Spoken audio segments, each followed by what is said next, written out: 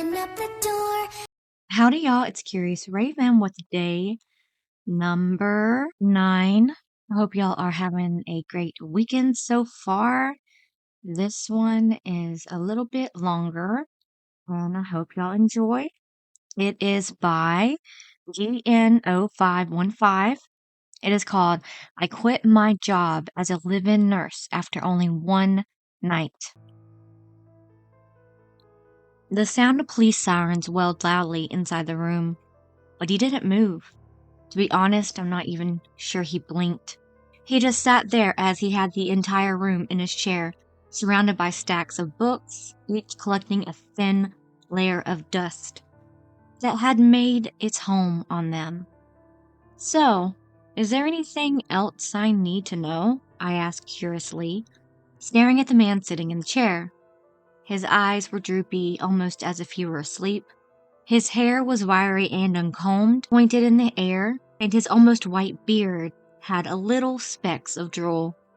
It was as if he were in a different world, as he stood there in his little red and black checkered robe. No, he just sort of sits here all day watching police procedure shows, Bailey responded. Parting her bangs with her hand, her green eyes darted back over at him, as he still sat there staring through the TV. I could tell she was get out of her green scrubs and pass over responsibilities to me. Let me show you where to sleep. He sure does have a lot of books, I added as we walked out of the room, entering a hallway with dark blue walls, dark-colored floors leading to a row of open doors. Each room was similar to the one the man was in, organized chaos. Books on shelves, stacks on tables and floors, and any other object that was available. Yeah, he was some sort of scholar, I think an archaeologist or something like that, Bailey replied, as we entered a room that had lime green walls, a queen-size bed nicely made with dark gray sheets, and a slightly darker comforter, a relatively modern metal and wood nightstand sitting next to it, a small lamp resting on top. This is you. Should I try to pick up and straighten up the place? Bailey laughed. No, we're nurses, not maids. The son can pay for a cleaning service to deal with that. Gotcha, he said as I lay my backpack on the bed and retrieved my phone charger, plugging it into the wall. So, you said you already fed him his dinner, right? Bailey nodded. Yep. All you have to do is put him in bed, and to be honest, sometimes, if he falls asleep in the chair, I just leave him. He seems just like being there with his shows. What does he usually do for breakfast? I usually cut up fruit with some yogurt. Seems easy enough. Yeah, I will just relax, catch up on reading or sleep, Bailey said, pulling out her phone and looking at the time. So do you think you need anything else? I don't think so, I answered, as Bailey headed back to the hallway. Her nose pointed to her phone as she texted furiously. Then we walked towards the front door, passing the room with the man. Guns were firing on the television. It's an easy gig, Bailey remarked as she pulled out a set of keys. They jingled in her hand as she seemed restless to leave. So I will be back in a couple of days to take back over. But call me if you need anything. She hastily exited the front door as I turned back, walking to the room with the old man. The television was still blaring. I looked over to see his eyes were no longer drooping down, but were now fully closed. It looked like my night was going to be easier than I thought. I waited a few moments before a dull snore came from the man. I debated whether to turn off the television, decided to not bother before heading to my room quietly, shuffling to my room so as to not disturb him. The bed was actually more comfortable than I expected.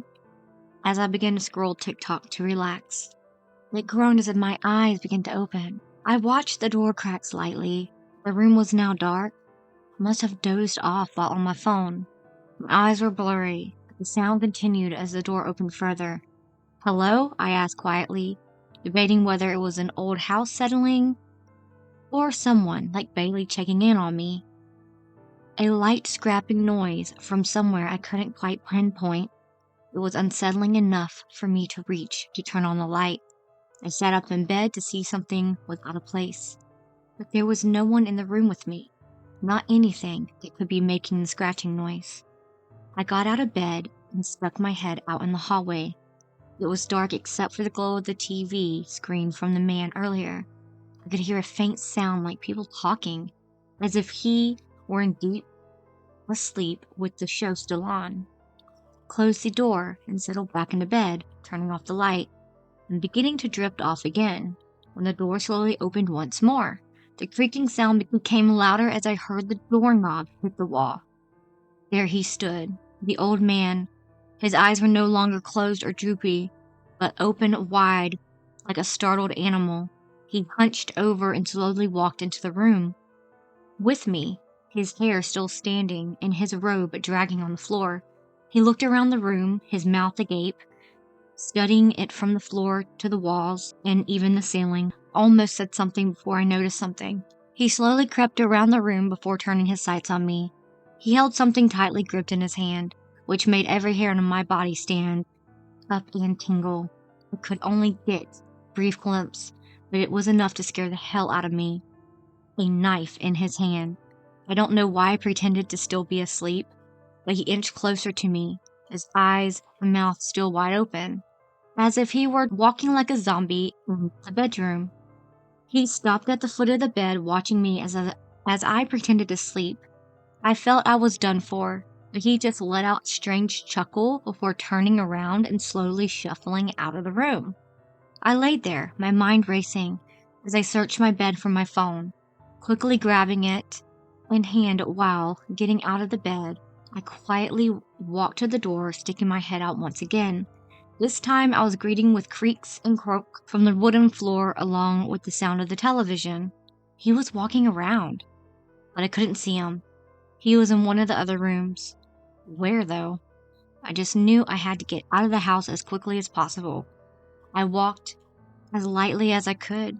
The sound of him walking was intentionally heavy and menacing, wherever he was in the house. A few steps in, a loud sound came from underneath my feet. The hardwood floor had betrayed me with a light creak, but it might as well have been a scream.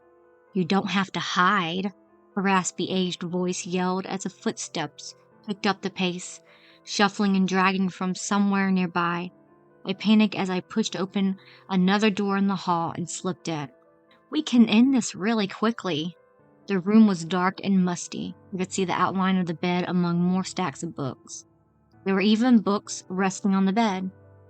It looked as if no one had used this room in years. "I'm going to find you," the voice shouted menacingly. The footsteps were coming closer. I had to hide as I looked around the room. Each piece of furniture, whether drawer, table, or even chair, had stacks of books upon it. I dashed towards the bed itself and crawled underneath, right before the door swung violently open. "Are you in here?" I held my breath, trying to hold back the urge to scream from the top of my lungs.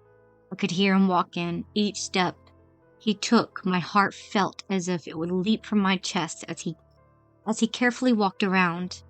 "We're going to end this," the voice screeched. "I've been waiting for so long for the right moment to do this."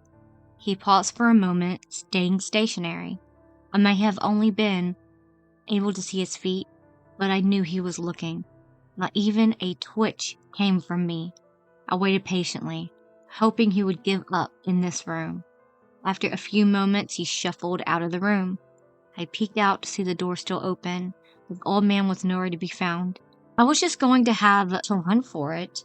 As I slid from underneath the bed and darted towards the hallway, I looked around to hear the old man yelling somewhere in the house. "I know you're still here." I ran towards the door, television becoming louder as I came near the room where I had thought he had peacefully gone to sleep. As I got closer, I could see the light pour out into the hallway from the television, casting a shadow on the floor. He was in that room. I don't know why I stopped to take a glimpse, especially being so close to freedom, but I did and saw a figure standing in the dark right in front of the television, as if he were watching his show again.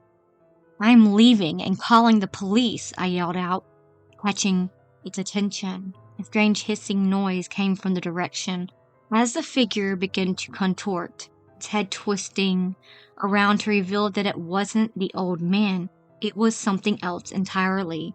It started to move quickly. Each inch it got closer, sounding as if its bones were snapping.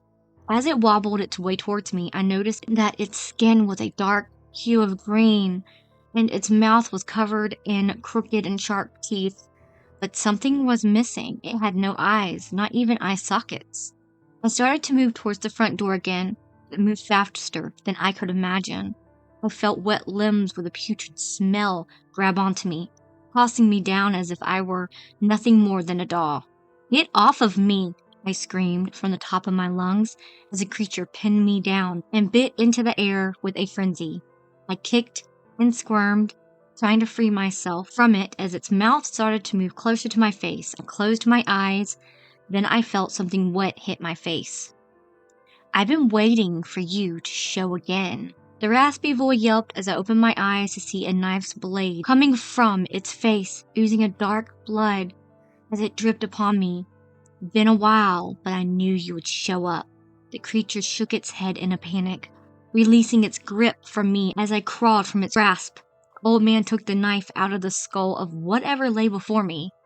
He lifted the blade high above his head before striking down on the creature again, causing it to screech. He continued to do so, each sound coming from it becoming weaker and quieter, before it finally quit making a sound and lay lifeless on the hard wood floor. I wiped a dark, bloody substance from my face and looked at the man, struggling to stand and breathing heavily as I leaned against the wall. "What the hell was that?" I cried out. "That was called using bait." Dude, that story gave me chills, y'all. Ugh, so she thought the old man was actually chasing her, but he used her as bait to catch the creature. I don't know, that's really creepy. I liked it.